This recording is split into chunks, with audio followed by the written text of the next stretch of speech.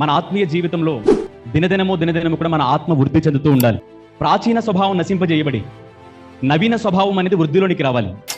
అలా వృద్ధి చెందాలి అంటే 4 ప్రాముఖ్యమైన ఘట్టాలు మన జీవితానికి చాలా ప్రాముఖ్యమైనవి.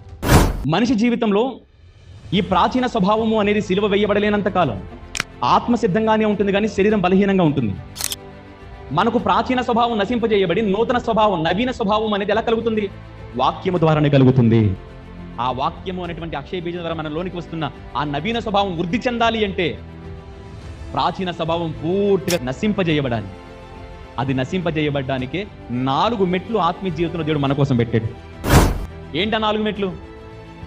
అపోస్తుల బోధ యందును, సహవాసమందును, రొట్టె విరుచుట యందును, ప్రార్థన చేయుట యందు 4 మెట్లు మన జీవితంలో జరిగితేనండి ప్రాచీన స్వభావం ప్రతిరోజు సిలువ వేయబడి నవీన స్వభావం ప్రతిరోజు వృద్ధి చెందుతూ ఉంటుంది.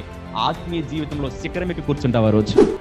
ఏమే అపోస్తుల బోధ ఎక్కడ తీసుకెళ్తుంది? నిన్ను మహిమలో నుండి అధిక మహిమలోకి తీసుకెళ్తుంది, సత్యములో నుండి సర్వసత్యంలోకి తీసుకెళ్తుంది. రొట్టె విరిచే కార్యక్రమం అంత్యదినమున నిన్ను లేపుతుంది, పునరుద్ధాన శక్తిని అనుభవించేటట్లుగా చేస్తుంది. ఆయన నీలో, నీవు ఆయనలో ఉండే అవకాశాన్ని నీకు కలగజేస్తుంది. మృతతుల్యమైపోతున్న నీ జీవితాన్ని తిరిగి మరలా సజీవంగా నిలబెడుతుంది రొట్టె విరిచే కార్యక్రమం. సహవాసం ఒకరిని బట్టి ఒకరికి కృప కలగడానికి సహవాసం ఉపయోగపడుతుంది. ఒకరి బలహీనతలో ఇంకొకరు పాలు పంపులు పొందుతున్నప్పుడు వారి ప్రార్థనా జీవితాన్ని బట్టి మన బలహీనతలన్నీ తొలగి మనం కూడా ఆత్మీయ జీవితంలో వృద్ధి చెందడానికి సహవాసం అనేది ఉపయోగపడుతూ ఉంటుంది. ఇకపోతే ప్రార్థనా జీవితం, శ్రేష్టమైన ప్రార్థనా పరులను మనం ఇక్కడ చూస్తూ ఉంటాం.